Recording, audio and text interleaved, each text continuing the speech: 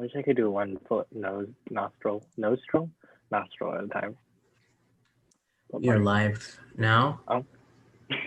Hello, everybody. My name is Javi, and I'd like to welcome you to the Berkeley virtual poetry slam. For anyone who's never been to a slam before, oh my gosh, wow! Usually I have to like make up the applause sounds, but people applauded.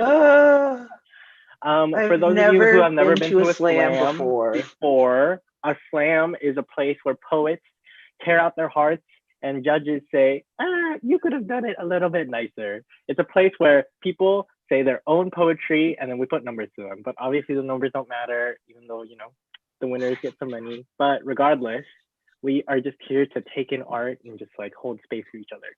Okay, amazing. Before we start, I'd like to give a big thank you to our patrons. Today's show is brought to you by you and our support from our generous patrons over at Patreon and viewers like you. Thank you. I don't know if that's trademarked, so hopefully it's not. Yeah, this show, while super rewarding, still has to abide by the merciless rules of capitalism. Every contribution given to us helps Rich Oak Events plan and budget to ensure that we are paying and featuring our artists, supporting local fledgling writers, and providing a space for the East Bay community to enjoy live art. So thank you to our patrons. Special shout out in particular to Renee Edmonds and Jessica Kozasik for sponsoring one of our weekly workshops. And a special thanks to Alice Grimm and Sarah O'Connell for pledging $100 a month in support of our venue, the Allen Bluford Center. If you enjoy what you're seeing and you want to support local art too, and you also want the tax break, because you could do that too. Taxes, I don't know how to do them. But if you want to do that, you can head over to our patreon.com/richoakevents. RICHOAKEVENTS. I spelled that without even looking. There you can sign up for different tiers of support. Any contribution you give us helps meet our goals, pay our venues, and give back to our community. Okay, remember that. You can also donate via Cash App at Rich Oak Events or Venmo at Rich Oak Slam. Yeah. Thanks for your support. That's when like a rainbow would pop up being like, the more you help. Okay, so before we start the slam, I have some rules for the poets. Poets, you have 3 minutes and 10 seconds to say whatever you want, as long as you wrote it. But no props, no musical accompaniment, no animals, nothing, just you and your hands and your voice and, you know, the air around you. The top 5 poets of the first round move on to the second round, and the top 3 poets of the night win money. Cool, amazing, great. We have a word of the day. It's not a gimmick, but it is a gimmick. It's just a weird word that we ask our poets to fit oddly into their poems. Only rule is you can't have it like the title. You can't start, if the word of the day is like cheese, you can't be like, this is a poem about cheese. Anyway, my dad didn't love me as much as he could have when I was a child. Ugh. Anyway, enough about my poetry. So you have to have this word in your poem. Don't worry, judges, we'll do the math for you. You don't have to add it yourself. Our word of the day, we are just using the word of the day from the Merriam-Webster's dictionary. And the word of the day is buncombe, B-U-N-K-U-M. Sounds weird, but it just means, wait, we had the poets know what it means. It means, some old bullshit. Insincere or foolish talk. So gossip, being shady. Yeah, it means some old bullshit. If you're straight and you don't know what being shady means, it's just talking shit about someone. Okay, so I have some rules for the audience. Make sure you share and subscribe to our Instagram, Twitter at the Berkeley Slam, and Facebook. Share the YouTube link. We have a workshop every Wednesday at 7 p.m. So if you ever think, hey, I could do that poetry thing from the comfort of my own home, well, then do it, punk. We're here every Wednesday at 7 p.m. Make sure if you're tagging anything, make sure to tag it Bay Poets Unite or Berkeley Slam, and to follow and subscribe us on YouTube at Bay Poets Unite. Okay, cool, amazing. Now for the judges. Judges, I already went to the spiel for you, but basically to everyone at home, the judges are going to be scoring each of these poems by their own criteria. Who knows? I didn't tell them how to do it. They could just base it off of whether or not the person reminds them of their ex, or if they actually did like the poetry. I don't care. I'm not the numbers person. I just have to sit here and look pretty while adjusting my berets. Okay, judges will be scoring from 0.0 to 10.0. 0.0 meaning it sucked, it was bad. It wasn't even a bad poem as much as they wanted to go and take a dump while the poem was happening. 10 is they don't want to take a dump for the rest of their lives because they might miss a moment of that poetry, you know? Constipation is a real thing though. Drink plenty of water, everyone, especially since it's hot outside. So not a lot of zeros, not a lot of 10s. Stay consistent. Okay, so we got the word of the day. We got the rules for everybody. We got everything we need. Amazing, great, wow, amazing. Okay, so the poets are going to be going up in this order in the first round. We have Nicole Tracy, Dog Days Are Over, Torian, Reggie, and Summertime. Give it up for the poets. Woo! Yeah. Okay, so on deck, that means coming up next, we have our first poet of the slam, Nicole Tracy. But coming up to the stage, we have a sacrificial poet. That is a poet that we need to have to, you know, muddy the waters, test the waters, muddy the waters, test the waters. This is a pool, not a crime scene. We have a poet that's not in it for the glory. They're in it because I asked them to, and I like listening to their poetry. So judges, you're gonna be judging this poet like you would anyone else, and any poem afterwards. If you like more, you score higher. If you like less, you score lower. Okay, amazing, great. So on deck, we have our first poet, Nicole Tracy, but coming to the stage, give it up for our sacrifice, Zach Goldberg. Yeah, Zach. All right. This is some new old shit. All right. A list of rituals to invoke Hypnos, the god of sleep. Before anything else, you can simply breathe. Hypnos, the god of sleep, is summoned first and foremost by the sound of the human breath. The rhythmic rise and fall of your chest is a conjuring in and of itself. You can abstain from cannabis, from coffee. You can run 3 miles a day and drink nothing but water, light incense and let it burn while you fester in your sheets. Everything puts you to sleep eventually.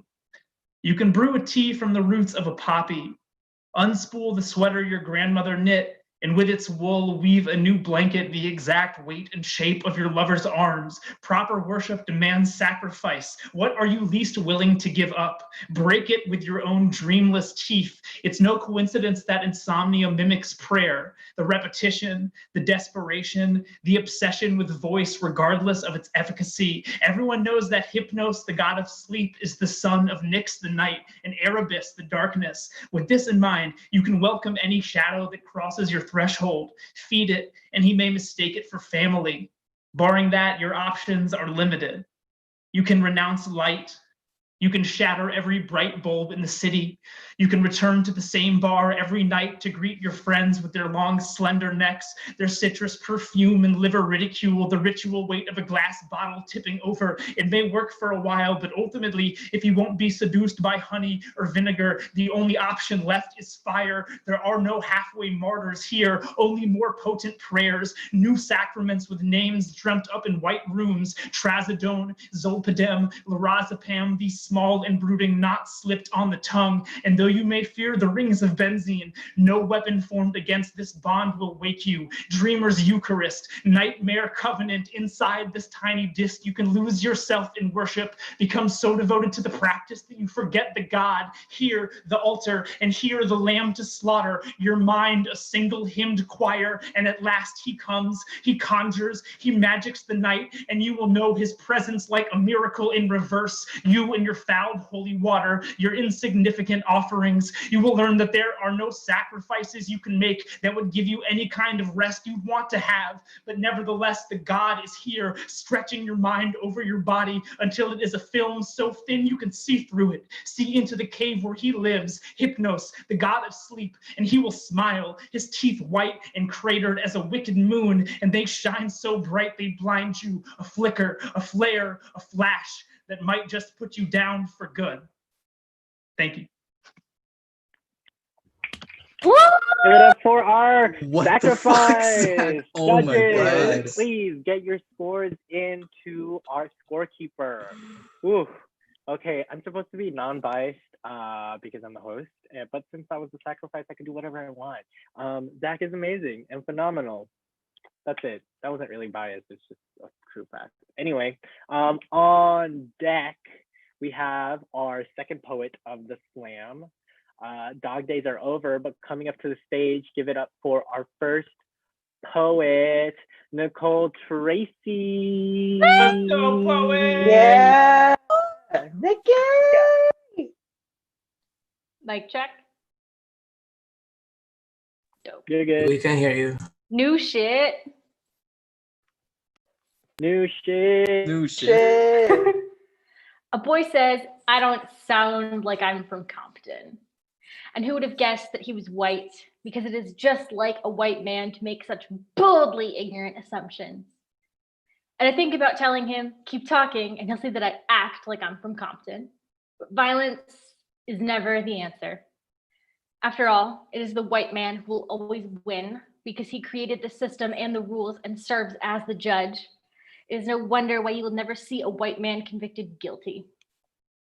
I tell someone from Orange County, where I am from, and confused, they ask a bunkum, where? As if what little distance that actually separates us makes me worth forgetting. I tell her I will never be able to forget her type. Like the first time a girl from private school called my block dangerous, and I just called it home. The corner store, the 24-hour donut shop, my bus stop in the morning are only dangerous to someone who doesn't belong. Or the first time someone asked me why I didn't go to the closest public school instead. I didn't know I was supposed to be ashamed of where I was from until someone told me to be. I say I am from Compton, and they ask how I survived. I say it was despite you. People like you built a beautiful suburb, and your own racism drove you out, made you abandon a city, turned it dangerous because we know we have to fight for what we want. We have to fight against the danger in our own city. He says, I don't sound like I'm from Compton. And I tell him that's because fitting in was a skill he never had to learn.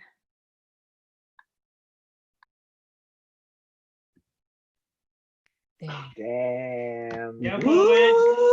Give it up for the poet. Judges, please send your scores in.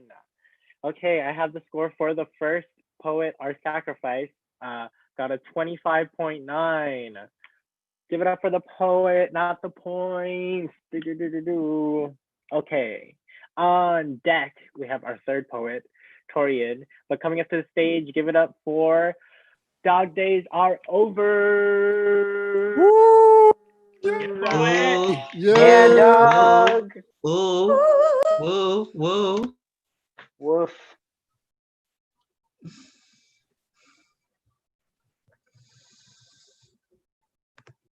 With every return home, Brown Boy realizes how much of his body is walking revolution, steps into college, sees almost no brown bodies in his classrooms except behind sky collar, dining hall ladles, and paper skin, paper collar bosses. They, one of many ghost limbs to his mouth, most certainly Honeywood hands picked these warmly plated chromatic crops, palms with insufficient money for thriving, immigration, imitation, realizes not everyone tries convincing themselves neighborhood bullet cacophonies are just shattering firework, just like he unearths his sustained self-convincing of secured masquerade whiteness, just orchestras of crumbling missionaries, one by one. He always wants to believe, but knows one day he'll be blasphemous without him even knowing. Bullets, fronting firework voices, another cathedral built, then collapse only when every brown body in it prays to white Jesus.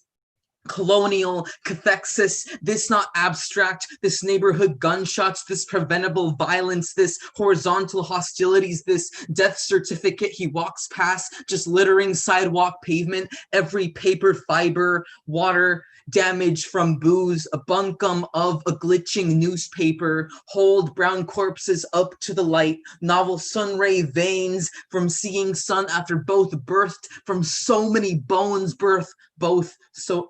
both certificate and death, every disproportionate liquor store presence, an extra brown hole artillery, slowly cocking additioned gunpowder into every resulting earthquake house, hold, trembled by near doorstep, fermented, bottled colonialism. I live liminally on the edge of a deserted food apartheid, so you can hold kale in one hand, booze in the other. Let's go to the liquor store. Which fucking one within a square mile radius? This not prohibition, this pro-family, this pro-health, this pro-survival, Tacoma uncle and partner. Ask my imagination to alchemize each liquor store bottle into bookshelves, knows potential bureaucratic challenge, potential east side renaissance, potential semi-hood purgence, knows potential, steps into striking streets for his microclimate, grew up with freeways for neighbors, steps into realization that those like him often aren't unbound towards unhome, long enough to find a rally of unshattered bone and nerve in his colloquial waltz, steps outside the house, iridescences freely under veins, sky-high freeways, steps into white gaze open mics, audience-bearing skin, just like gods, just like cathedrals taught him. And isn't this so, brown boy instead continues unhaunting family for himself, unhaunting family, continues unhaunting, continues. Goddamn. Give it up for the poet. Judges, in your scores. Damn. Okay. I have Yes. the score for Nicole Tracy, our first poet. A 24.2. Give it up for the poet, not the points. Okay, on deck, we have Reggie, but coming to the stage. Give it up for our next poet, Torian. Yes, poet. All right. Mic check. Y'all can hear me? Yeah. Y'all got me? All right. Tetris, the video game, speaks. Hi, it's me, the block that looks like an eye, the long, skinny one. Well, I like to refer to myself as I like connections, but every time I insert myself into the picture, everything falls apart. Like I'm fitting in until I'm the only one fitting in. Like I fell in love once, but when I fell for her, I broke into a million pieces. And where I'm from, that's a good thing. She just moved on to the next connection. Like I'm so skinny, I thought I'd be able to fit in, but where I'm from, an empty space only means I'll end up breaking everything around me. But wait, what about me? I'm the block. You know, the square one, the one they call the block. You know me, the block that break up communities. You know, I keep these fiends begging for lines. You ever seen a fiend play Tetris with a crack rock? Break the connection down with a razor blade and pray that line break the connection in his breath. I be the block, taking all that empty space around you just to make you feel more empty. You know, everyone you're close to, I use them to make the block more complicated. But wait, I don't like this. I saw the popular kids in high school sitting at the same table, and I tried to insert myself into the connection, but everyone broke away. And where I'm from, that's a good thing. Like I saw my wrist and imagine if a line would break that connection. Like I wish this poem was a haiku, because the more lines I add, the more it breaks down. But where you're from, that's a good thing. So why do you feel that way? You know me. I'm the block that's shaped like an L. You know how I work. I see the people you love, and no matter how you flip me, that connection is still taking an L. You can cover all that pain and all them similes, but boy, you can't use like without taking an L. Don't you know how your best friend played Tetris? It started with I not being happy, had to go to the block and take some of that LSD. Tell your best friend fall in line after you get that crack rock and fall from lines. Is that a smile? Lines curving weakly. Is that your attempt to block depression? What's wrong? The block took everyone that surrounded you. This is me. I am Tetris. After connecting with my last relationship, I destroyed everything around me. I connected with the wrong woman, destroyed everything around me, disconnected from Houston, in someone else's space. This is how love works. Like Tetris, love, the only block that can never break from my mouth. An apology that's the only line I can never align with. Only speaking bun come. You always wonder how it's coded because I love you. It's the only hack you need to break the system, but like, that's a good thing. It's a good thing. I don't want to be convinced it's a bad thing. So am I bad at Tetris? I got all this love locking my heart until it reaches the top, or am I bad at filling empty spaces? God damn it. Yes, poet. Give it Damn. up for the poet. Woo! Please give your scores. Okay. On deck, we have the last poet of the first round, Summertime. Coming up to the stage, we have Reggie. But before that, I have the score for Dog Days Are Over. They had a 26.7. Give it up for the poet, not the points. Okay, on deck, we have Summertime coming to the stage. Give it up for our next poet, Reggie. Yes, poet. Yeah! Reggie. Fucking go. Go Reggie. Go Reggie. Go Reggie. Can y'all hear me? Yes. Yeah. A hood nigga's dissertation on colorism. Fuck your nuance. Some of y'all light-skinned niggas get on my goddamn nerves.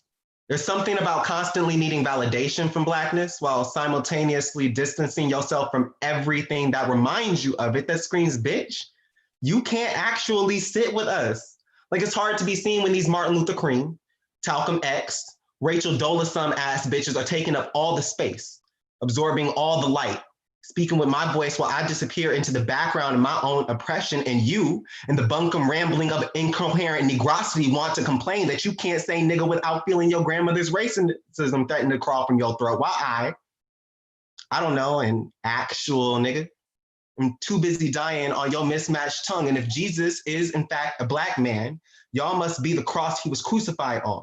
Because that's just like a light-skinned nigga, to be both instrument and evidence of death and still be praised, still be worn around a white man's neck, a symbol of peace or diversity. We niggas, we the first ones to pray for you and the last ones to be in your prayers. You say, God bless the white man, God bless the wolf, God bless the sheep's clothing, but never the niggas, never the herd, never the skin you strip bare off our bones just to prove that you belong here. You have the acting skills of a middle school play. You shuck and jive and then call it code switching. You fuck a white man and say hashtag goals, hashtag post-racial America, hashtag I am the poster child for what we all expect niggas to be, and it must be so nice to look so much like the oppressor, you forget about the noose waiting for you around the corner. You ungrateful ass house niggas. You forget the fields that birth you. Forget the master still make you sleep in the barn when you done riding his dick like that. Still growl a hard R through his teeth just to taste your blood between them. You forget your grandparents were on two different ends of the fire hose, two different sides of the sit-in, sides of a history you claim to know so well. You flip-flop motherfuckers, you unreliable assholes, you chocolate and vanilla swirl face niggas. Do you know how quickly they will come for you? How they will sell a Black body just to make a fast dollar. Whiteness is taken just as easy as it's given, just as easy as you pass out Black cards. Let your white friends say nigga, allow them access to a violence they already know so well. Violence that fits perfectly in the palms of their hands. So when they come for us with their rope and their fire and their metal in our bones, when they chant our names like a death song in the streets, when the ground opens up to swallow us real niggas whole, they will come for your blood next. But when you call to us for help, we will remember exactly where you stood before the ashes fell. We will remind you where you were when we needed you the most. Woo! Yes, Reggie. Except for the poet. Classic. Please send your scores in. Okay. On deck, we have our amazing feature. But before we go there, I'll give the score for our third poet. Toria got 28.2. Give it up for the poet, not the points. Okay, on deck, we have our feature, but coming to the stage, we have our last poet of the first round. Give it up for Summertime. Yeah, poet. Yeah. Can I get a mic check? You're good. I see I can hear that. you. Beautiful. Thank you. How was I supposed to know what was normal, let alone healthy? I felt the urge in my loins long before I knew what it meant. A sacred, sacral knowledge, a sexual being before my time. I took a journey on my own hands that led me to those of others. Different shades, different sizes, but all with one intent. Hidden behind the passenger door of the white beat to shit Saturn, through clothes, under blankets, in the Carl's Jr. slide, in private, in public, in the driveway, at the movies, in the backseat of the car, tongue through denim, through red and black Mickey Mouse pajama pants, in bedrooms, both mine and others, in basement by washing machine, in bathrooms, on sinks, over sinks, in bunk beds, on couches, on floors, on kitchen tables, on pool tables, pressed on and over walls. No matter where I lived, welcome or not, there was no surface unconsecrated by my body, no room left unsullied. At times by my choice, and at others nudged forward by coercion. Yet I wish there would be no shame, no regret, no voices of buncombe whispering in my ear. For in those most of those moments, it was exactly what I wanted. After the pain, after the discovery, and after the shame, I knew I was a being of passion and I explored as one. Only wish I didn't cry after, tears dripping from a face red with pain. I wish I didn't relive that childhood trauma. Didn't taste shame in every pair of lips I touched. Didn't choke on regret with each throatful. I began to unlearn shame and to embrace my fire, but it's been a slow process. Feeling free in my naked form, unlearning fear of a body born soft, unhardening my soul. Give it up for the poets. Judges, please get in your scores, judges. And for reference, Reggie got a 29.4. Give it up for the poet, not the points. Okay, so while we wait for the score for Summertime, I would like to introduce you, if y'all don't already know, to our amazing feature, Akeem Olaj. Okay, Akeem, before he graces this amazing virtual stage, I have an amazing bio for him. Akeem is a martial artist and activist born and raised in New Orleans, Louisiana, now based in Austin, Texas. He was the co-founder and coach of Slam New Orleans Poetry Slam team. As a poet and coach with New Orleans, affectionately nicknamed Team SNO, SNO, he's achieved 3 National Poetry Slam championships and 4 regional titles. With Slam New Orleans, he also opened for Shriver's Row, Amanda Seales, Kendrick Lamar, and P. Diddy and the Family, if you've ever heard of any of those. Individually, Akeem has featured in Russell Simmons Presents All Deaf Poetry Media in 2015 and 2016. He also has opened for Big Frida, Alfred Banks, Ledsis, Tank, and Bangas and Adia Victoria. He wrote and starred in a one-man play centered on the Louisiana Reconstruction period for the National Reconstruction Conference held in New Orleans in 2014. He is Austin Poetry Slam Grand Champ 2019 and a member of the Austin Poetry Slam team 2019. A 3-time New Orleans Grand Slam winner, and in 2014, Akeem was listed as one of the top 40 people under 40 to know in New Orleans. He has performed at the Essence Fest, the New Orleans Fringe Fest, New Orleans Jazz Festival, at the New Orleans Arena with the Pelicans, Get Lift Festival, LA, Harvard, Tulane, LSU, UNL, Texas A&M, TSU, Berkeley School of Music, etc.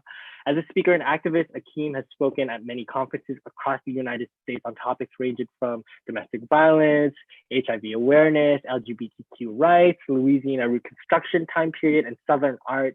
He has been featured on CBS Tonight, USA Today, Button Poetry, Right About Now, All Deaf Poetry, and Blavity. Without further ado, I would like to introduce you to our amazing feature, Akeem Olaj.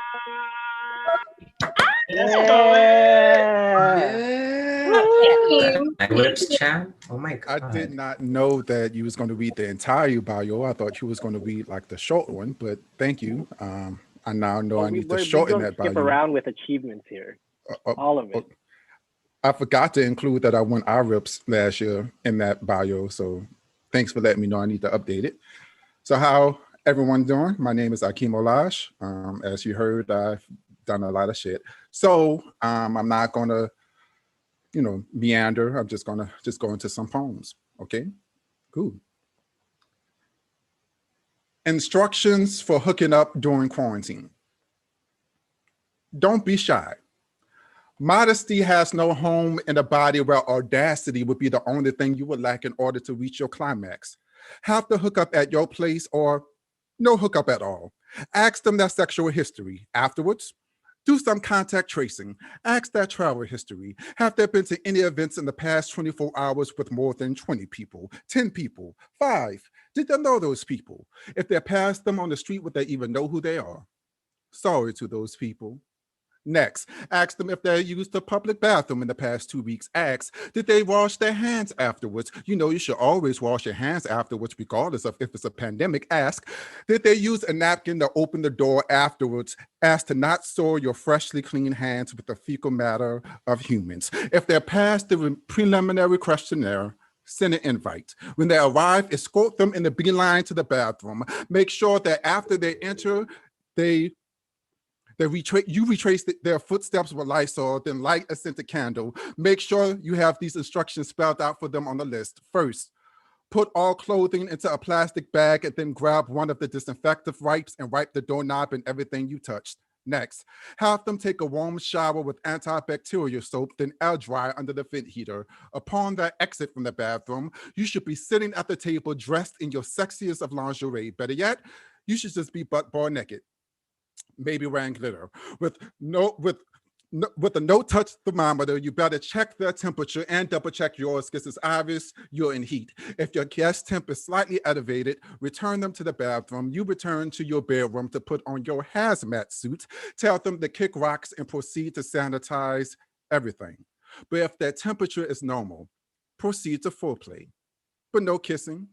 All oral sex would be performed with condom or dental dam. All sex safe as fuck as it should be when hooking up, even if it's not a pandemic. Once we are both done, we will return to the bathroom. Do not use paper towels, moist towelettes, nothing to wipe off each other's fluids because paper products are a precious commodity. We should shower individually, then we will share air dry. Once they are finished, they could put back on their clothes. Ask them to nicely leave so that you could disinfect the bedroom and the sex area. Hold the urge to apologize for your crashness. Having an abundance of caution will save your life. God knows that believing in this government won't. They'll create a new flu and say that it came from Spain.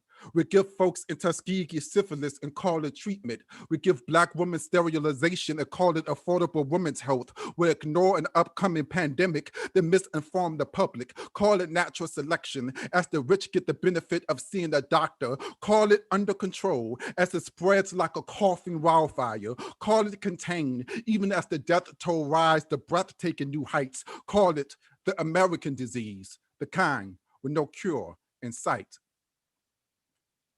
So that poem was featured in my chapbook. It's called Lazaretto. It's $15. That's including shipping and handling. If you would like a copy, you just need to cash at me at Akeem Poetry. That's $AKEEM POETRI, and I will mail it out to you tomorrow. You can't afford not to buy it. And plus, anything you do will actually help me out a lot right now. As everybody knows, work has been hard to come by. So anything you could give would be a great help. My Blackness was transformed into magic. 1, to be a Black man is to be a body bag minus the toe tag. 2, to be Black from the South is to love pain, love struggle, but never yourself. 3, to think racism would die is to love like a masochist while chained. 4, times have changed. Turns out if you point out racism, you're also a racist. 5, turns out that only applies to Black people before shot by white men. 6, names become chants, then hashtags, no magic, hoping to resurrect death. I once believed that I was made out of magic, that one day I would close my eyes and all my problems would go away, that I would be able to pull blessings from a hat like rabbits, believe that my life would make an awfully good TV show, a boy that falls from a building without a safety net, a boy with no food at home but the basics, so he learned how to turn flour, eggs, and milk into 15 different meals as if it was a hex, changed the reality of malnutrition like it was a Thanos finger snap. Even if it's chemistry, it's still magic at best. A wish turned desire, turned reality. My magic would be practical, would be used to clean my room, fill my refrigerator with groceries. What else? I got it. My magic would be used to make all rapists stop existing, would be used to make all Confederates, KKK, all right hate groups congregate for a picnic, and then a sinkhole happens and swallows them all whole. My magic would make me levitate, would make me possess all powers from all the X-Men, would delete the existence of Sally Mae and Navigate, clear out all college debt, and add a few zeros to my bank account. My magic would make me fly, would make all Black things fly and not dead. Angel would make it so Black people could wear a mask during a pandemic and not be confused for a criminal, for a Black person to exist, period, and not be automatically confused for a criminal. My magic would change the reality that if you're Black, you could be quarantined at home, jogging, going to the grocery store, and still have your body riddled with bullets as if our existence was the actual disease. My magic would make it so no one would be mistaken for cadaver because the police decided to invade the wrong address. My magic would be a flashback, would be that time when Peekaboo went from childhood spectacle to reality. Now you see your father's clothes and pictures, then now you don't. I think I get my magic from my father. He's the best at showing me how to disappear, make a creature appear inside my mother's womb, then turn invisible when it's time to raise it. My magic was augmented by my mother. She showed me that Black can exist without equaling poverty, without equaling a life lived vibrantly before you die. Look how the world loved the magic of Black entertainment, how everyone steals from the culture, yet won't monetize, claim they sympathize, but when shit hit the fan, Black people are often left by ourselves. My magic would be the realization that if I feel like I can't depend on anyone, it's because I never tried to depend on myself. My magic is that I'm finally myself, Black as fuck, human as fuck, free as fuck, existing, thriving, regardless of who might get upset. Magic of a Black boy, now a man, surviving a tightrope without a safety net.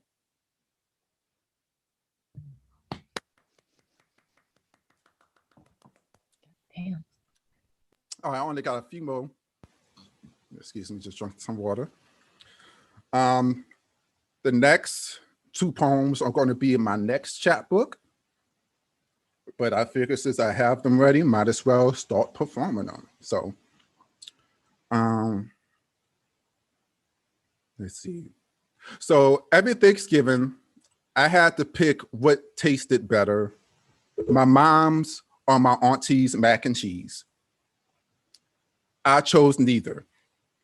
Decided to gorge the stuffed bell peppers filled with crab meat, the gumbo with shrimp, my God, the potato salad, all the family under one roof for the first time that I could remember. Every 5 minutes, you heard the question, child, who do you belong to? It was the standard way to trace family roots while we consume collard greens. This is the way we are told to digest things in this family, a conversation. Casual. We don't talk about the aunts and uncles snorting coke in the bathroom. We don't talk about the rapists sitting at the table being served turkey by their victims. And my mom asked me why I don't come home for Thanksgiving. Why I don't travel 500 miles to be reminded that I was once a meal for a demon that's always welcome to the dinner table because they're family. And we don't turn our back on family regardless of what they do. Unless if they happen to be gay. Then throw that whole branch of the family tree away. I told my mom, I don't come home for Thanksgiving because I'm scared to close my eyes during the blessing of supper. I don't come home for Thanksgiving because I've retired from dining and disillusionment, silence like the rest of his victims' cousins, sharing the same trauma while passing the cranberry sauce, but never saying a word is strange. The silence that befalls a woman when the family pedophile sits next to the children's table, feel the heartburn as he uses innocence as glaze for the ham in the oven roasting. The family will refer to this as a blessing instead of an auction block. A place for a devil to fillet a family member into a victim. Told my mom this year, I'm breaking tradition. My presence would be excused from the table of still stomach survivors turned enablers breaking bread with men who sleep best after they rape children. While everyone sits here and claim they have so much to be thankful for. I'm pretty sure whatever y'all eating would give me indigestion. Holy shit. God damn. Wow. Wow. Thank you. Whew.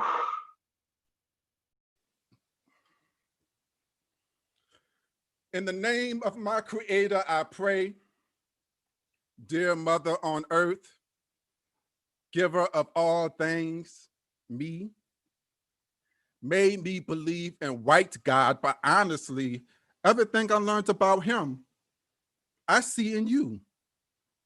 So excuse me for thinking that you be God, mother. I learned of your love, how shepherds, all my siblings, will write commandments about the rules in your house. Thou should not eat in your room, lest you get roaches. Thou should not sleep if dirty dish is in kitchen, or mother will rake that ass up. Thou should not talk back, or thou should get smacked.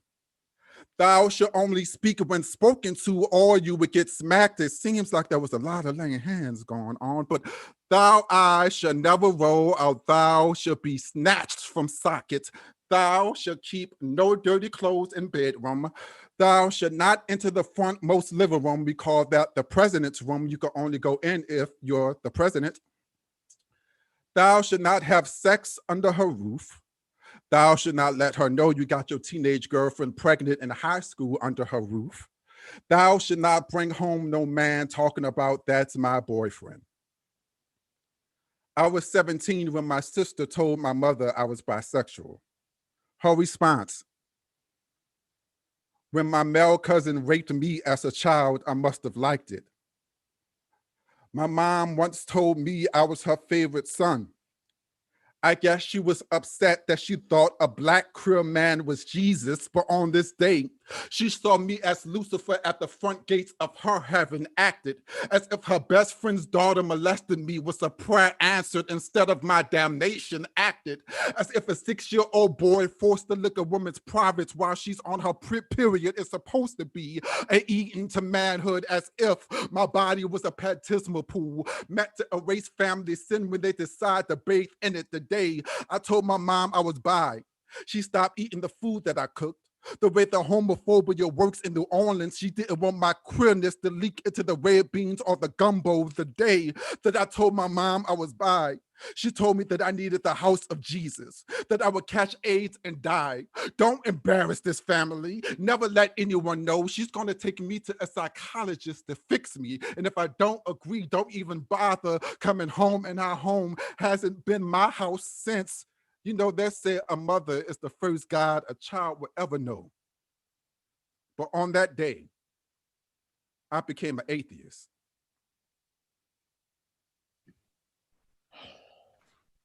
Wow. Okay. Goddamn. So I have one more poem that I'm going to read for you guys. That was originally going to be the last poem, but I was like, I'm not going to end on that note. I'm going to end on a different note. So this next poem is also featured in my book, The first two poems were also in this book. So this is the things that I learned from watching Tiger King. 1, Americans are masters at turning their ignorance into profit. Or we find our own stupidity entertaining. Or we like watching something so stupid it makes us feel smart, and everyone likes feeling smart too. Hubris is a slippery slope.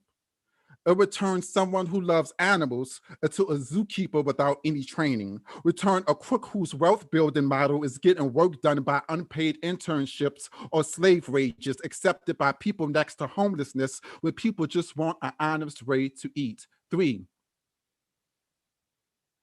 white people are crazy. 4, animals in the cage are always starving for food, attention, space, and people take their cries for freedom as a selfie opportunity. 5, white gay men really do live in a different universe than everyone else. 6, people that genuinely love animals run the risk of having their love corrupted by the root of all evil. It's amazing how a dollar sign attached to fur would compel God-fearing humans to parade Stockholm Syndrome felines for novelty pictures, or use animals as a ploy to have sex with women, or as a reason to ignite feuds, or as a reason to put out a hit. 7, Carol Baskin killed her husband.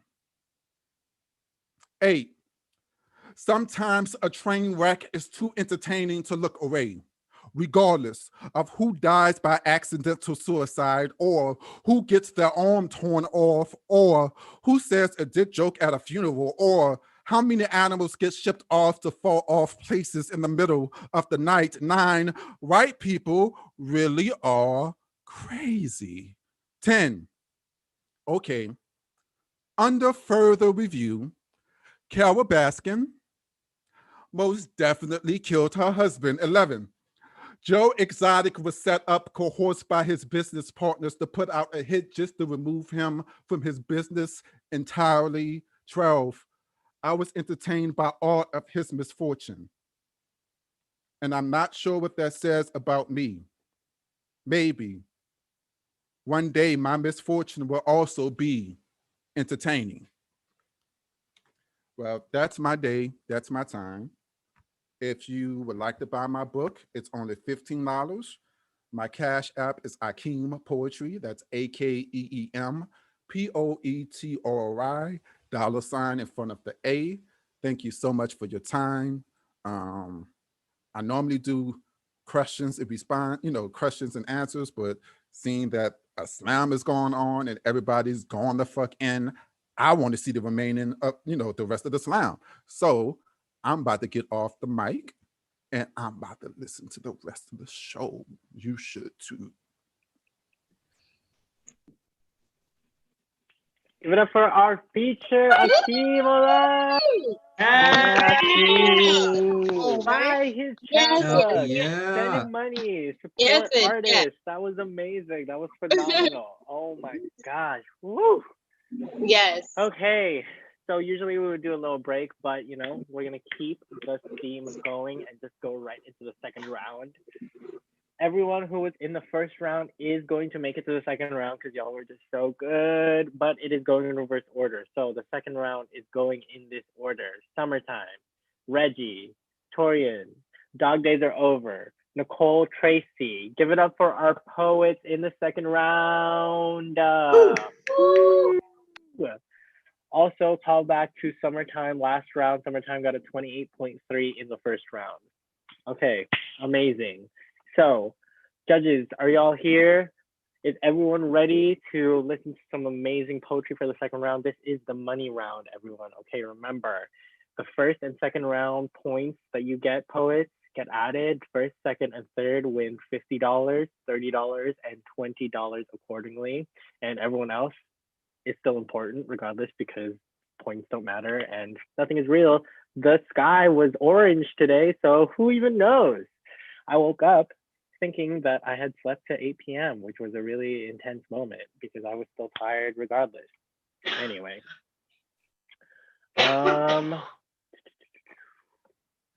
Okay.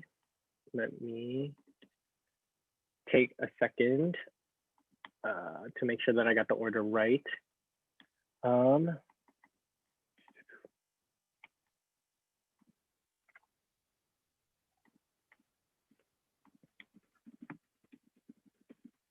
Okay, fast typing. That all goes a long ways. Okay, so before we start the round, we also need another sacrificial poet, just like our first round, something for the judges to sink their teeth into. Remember, judges, score this poem accordingly that goes up, and then any poet that you like more or any poem that you like more, score them higher. Any poem that you like less, score them lower. Okay. So on deck, we have our second round, but coming up to the stage, give it up for our for our second round, sacrificial poet, Javi.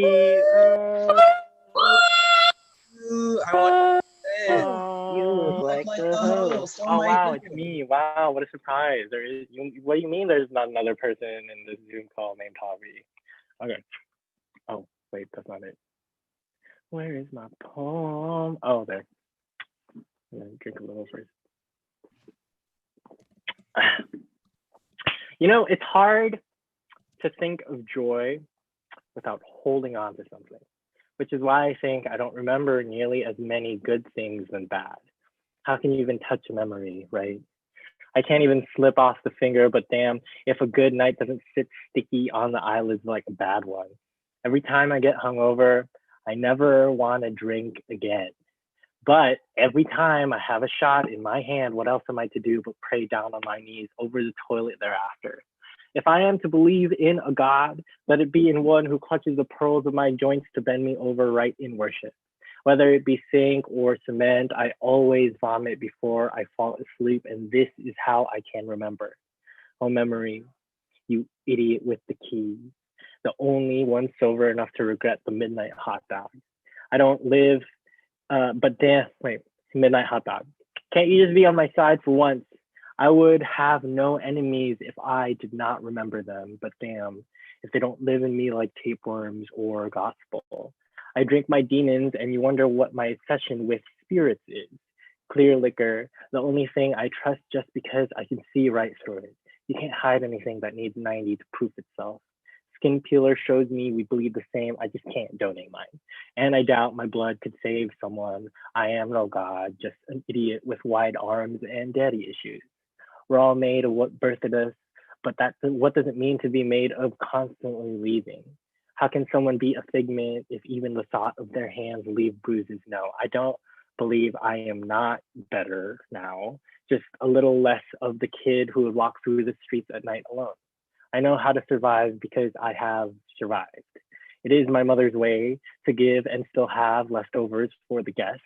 A friend asked me why I offer to buy someone's food every time we go out, and I don't understand the question. How do you get full without making everyone else also not hungry? Lately, mom has been drinking, and I call her often because I have learned to distinguish the difference between the hurt and the healing. I can finish a bottle without looking for something at the bottom of it. It's taken a lot of practice. Liquor runs in families like more than the members do sometimes. I can't think of joy sober more than I can think of it not sober. My mother and I are still alive, shot and chaser. I know it's not sustainable to be here just because someone else is, but it's working. It's working. Give it up for Javi. Yes, please give in your scores. Okay, now time for the second round. In this order, they'll be coming up first Summertime, then Reggie, then Torian, then Dog Days Are Over, then Nicole Tracy. On deck, we have Reggie, but coming up to the stage, give it up for our first poet, Summertime.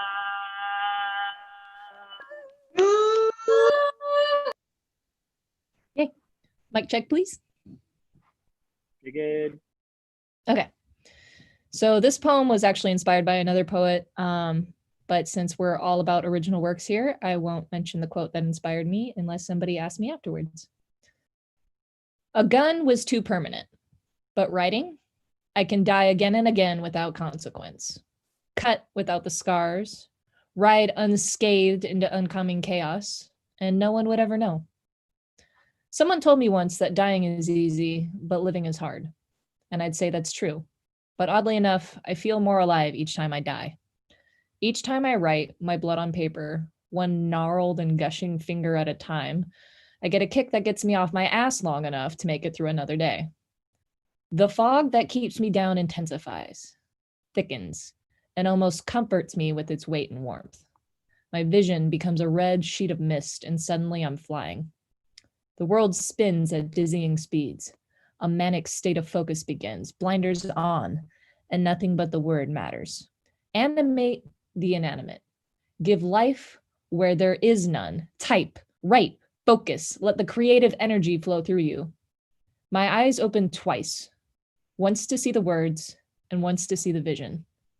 The dream of a shared world, a shared pain. The phone rings and I am resurrected. My work unfinished, my temper flaring. Who dares to attempt to splatter my eulogy with the paint of the present? I am lost now. The fog cools. Color returns, and my eyes close twice. I am no longer dead, but neither am I alive. Holy Give it up for the shit, poet. Judges, please send in your scores for summertime. Wow. Okay. Our sacrifice got 26.6. Give it up for the poet, not the points. On deck we have Torian, but coming up to the stage, give it up for our second poet, Reggie. Yeah. Woo, woo, woo, woo! Can y'all hear me? Yep. Yep. Portrait of my black as overripe fruit.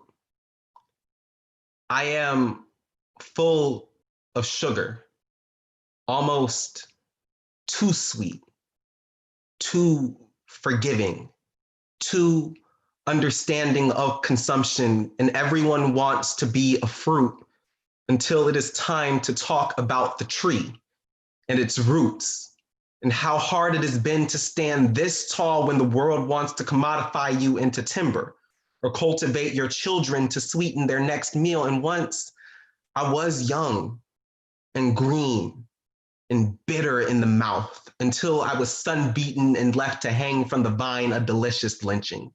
Beneath every bruise, there is a pool of blood so sweet, you swear even my anger is made of sugar, but only you taste sugar. I taste rot in the back of my mouth when I am called a nigga, and I have to smile because this is not the bar I planned on dying in tonight. I don't know exactly when I started to ferment into wine, but I know that now I am bottled and shipped out to any white kid with an identity crisis, or too dark bronzer and too much time on their hands, or given to their friends to share amongst themselves while they tell each other stories of the conquest. Rachel passed a bottle to Sean, Sean to Jessica. Now everybody is drunk and losing their damn minds while I lose myself in blue eyes that don't respect the black that I came from, nor the black I'm trying to return to. So in the absence of respect, I want justice. And in the absence of justice, forgiveness softens my flesh until it blackens into the dirt. The blacker the berry, the easier it is to mash between the teeth, to pulverize into something that won't fight back when you try to swallow. So don't ask me why I am soft. Ask me why I've been left to die alone like this. If not left to die, then bitten and picked and prodded to the core. Don't ask me why I am sweet. Ask me why I am so damn tired. Ask me what happened to the bitterness of my youth, what aged me into silence, what left me here to rot, to disappear without a trace.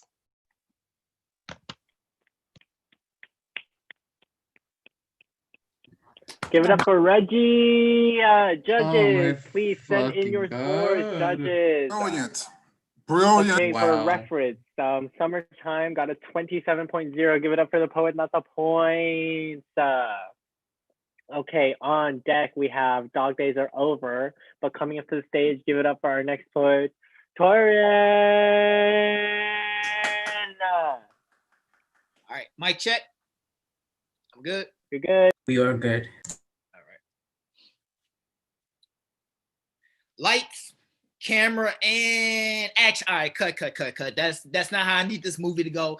I need the cop's gun to aim at the black boy. You know, we're trying to film this in one shot. Okay, let me see. Do I have any of my actresses? I see Sandra Bullock, but come on, man. I need my Sandra a little bit more bland. You know, we're trying to tear the Dylan roof off this place now.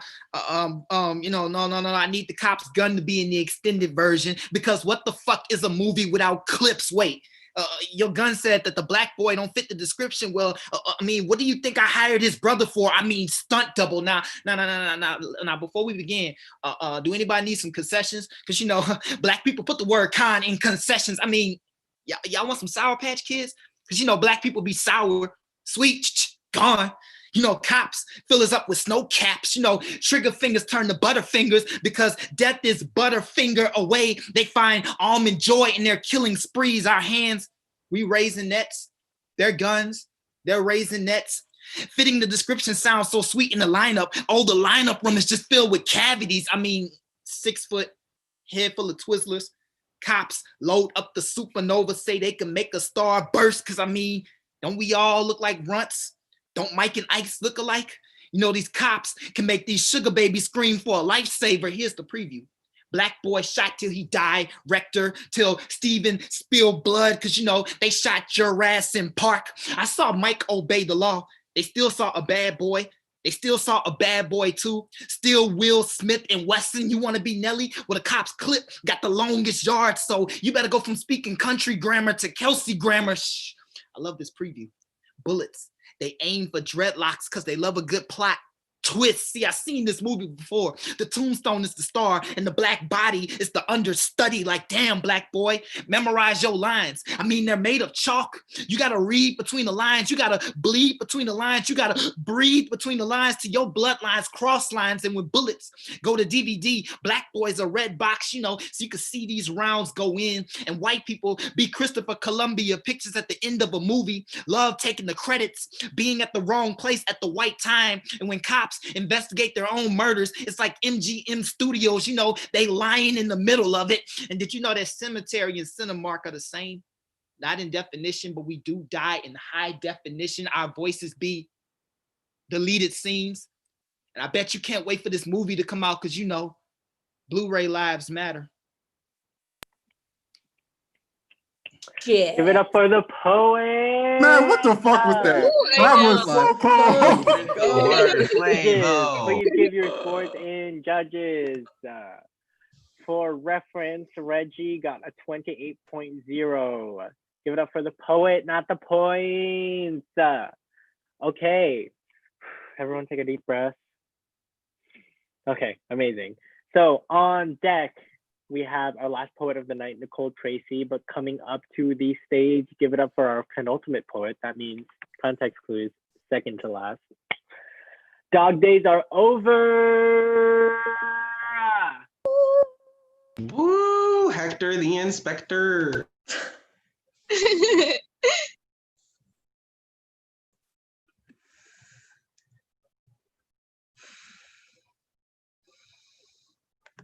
Internalized homophobia as 5 stages of grief. A fractured erasure after Zach Goldberg. 1. Denial. I earthquake the radiance of my queer, deny its sun rays. I'd rather unbecome into a straight line, hide my spectrum from the cathedral of my uncle's homophobia. I push an erect bell tower against my spine when my masculinity slouches. A man's erection is just a monolith, unable to replace my Eucharist to anger. I loathe my queer, it's radiant moonlight. I cut my tongue into a heterosexual sunrise. I scream at God when his halos don't suffocate the queer. Out my throat, I pray violently for the last supper of my queer. I shove a bell tower into my spine each time I lust for Adam and not Eve. 3. Bargaining.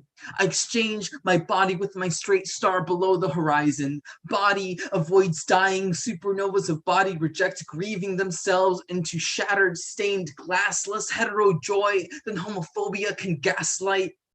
Bare-chested locker room boy becomes forbidden fruit, a haunting bane of my reflection. My stardust implodes into itself, limbs of broken mirrors with less galaxy than sacred. I become prayer. I survive by crucifying my body to please an unwritten Bible. God's dick dissolves in my hand. I'm a corpse buried under my ego, so I skin a preacher's tongue till God unwrites my name with less red ink than black holes. I'm gravitied with grief, more wrecked lantern than drunken prismatic sun rays. I'll phoenix myself for fucking ever if I have to soak in the sun for depression.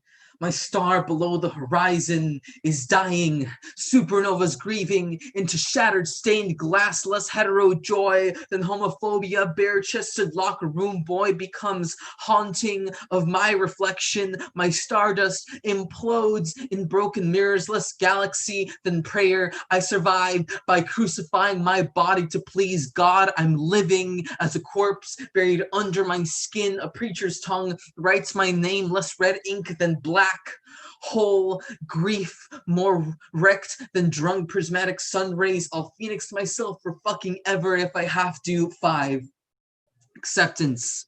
My star supernovas into stained glass, less phobia of my reflection in broken mirrors, less crucifying my body to please God's corpse buried under a preacher's tongue, less black hole grief, more prismatic sun. I phoenix myself for fucking ever.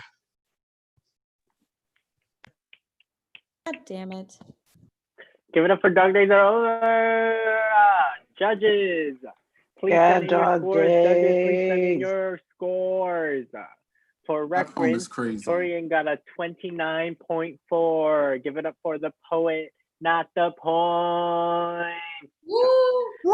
On deck, we have the end of the slam, but more importantly, we have figuring out who wins the prizes and who is also still a valid and important poet regardless. What? But coming up to the stage before that, give it up for our last poet of the night, Nicole Tracy. Woo! Yeah.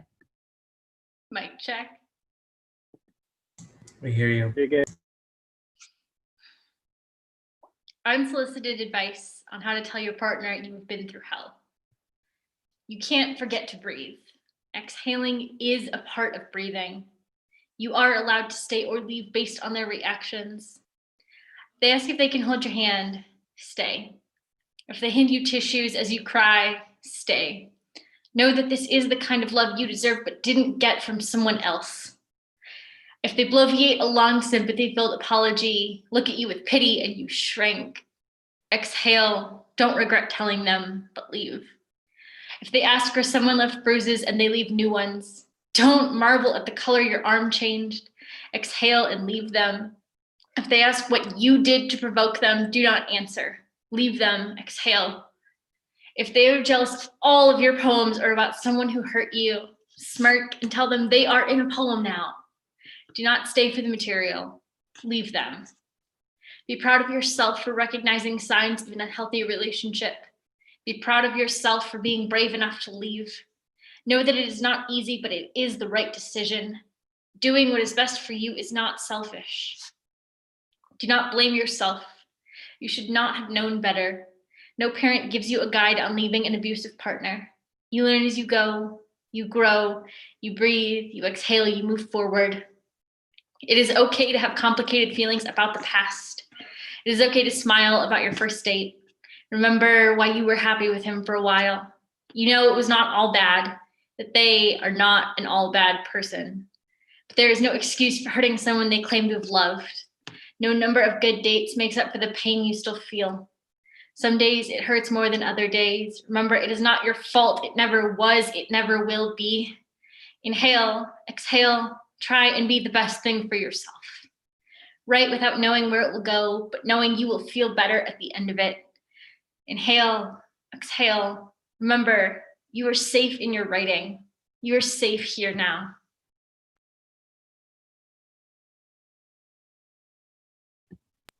Give it up for Nicole Tracy. Judges, please give your scores. Okay, so for reference, Dog Days Are Over got a 29.1. Give it up for the poet, not the point.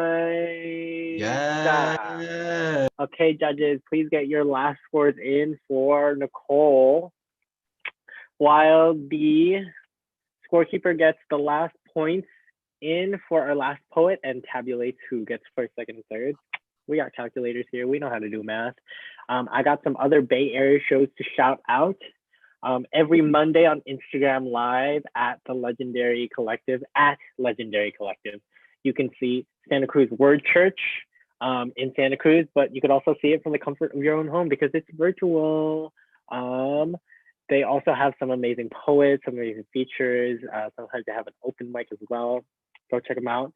Every first and third Saturday on Instagram Live, you can see the Rich Oak Alchemy Slam at Rich Oak Alchemy. They also have an amazing writing workshop before the show. And every third Tuesday via Facebook Live, we will be hosting a show on the 19th and workshops on the 5th and 19th. You could see on the Instagram at Oakland Slam. You guessed it, it is the Oakland Slam. Speaking of workshops, remember that every Wednesday before this show at 7 p.m. via Zoom, you can also join the Berkeley Slam workshop.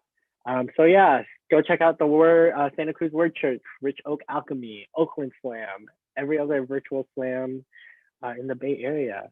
You know, during this time, staying at home, staying safe, especially with the fires and COVID, or if you're not around the Bay Area, just COVID, I guess, or hurricanes or whatever else is going on wrong with the world. At least there's one thing going right. These amazing slams where we support these amazing poets.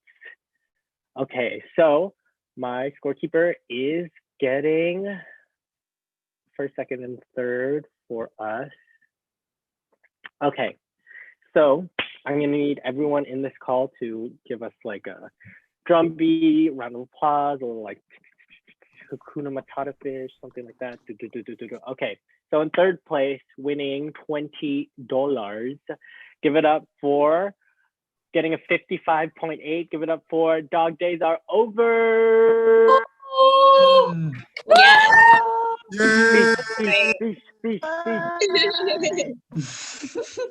Oh my god, thank you all so much. This is awesome. I love being I love being supported for my art and all that. Yeah, you all are amazing. Everyone was so fucking good. Like, oh my god.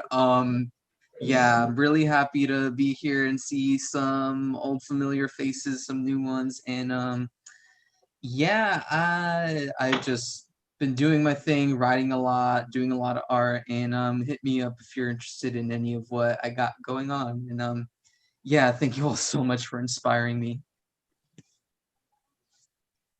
Give it up for Dog Days Are Over. Okay, yes.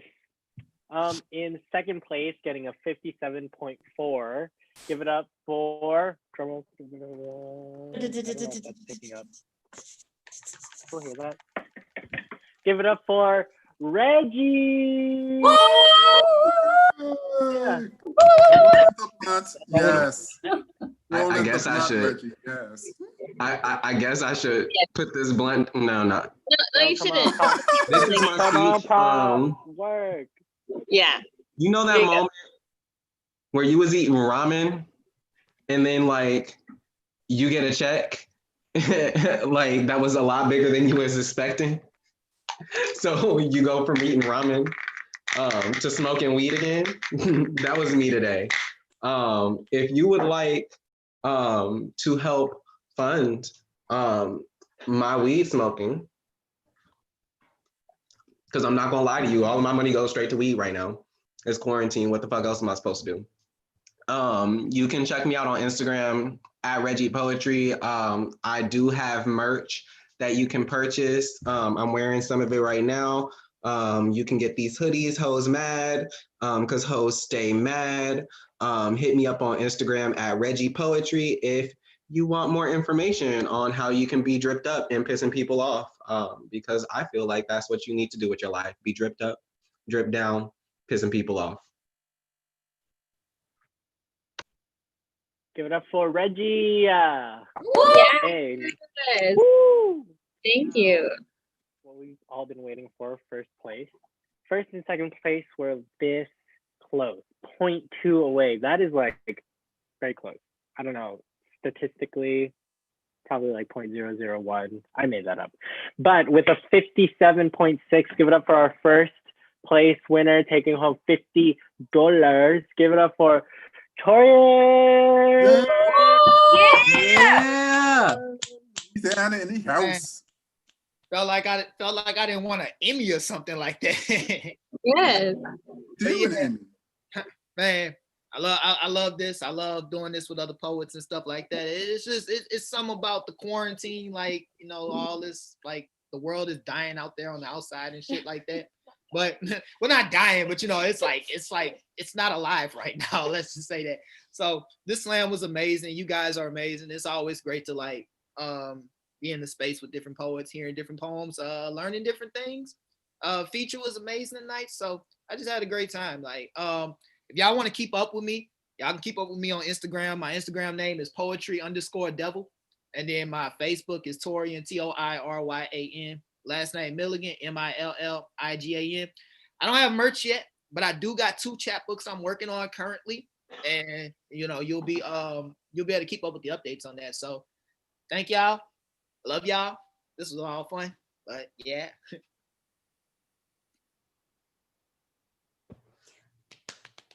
Give it up for Torian, give it up for Reggie, give it up for Dog Days Are Over, give it up for every poet that came up to this virtual stage tonight, give it up for our amazing feature, Akeem Olaj, give it up for yourself, give it up for the judges, give it up for, I don't know, service workers, give it up for people existing, give it up for, you know, the host, everything.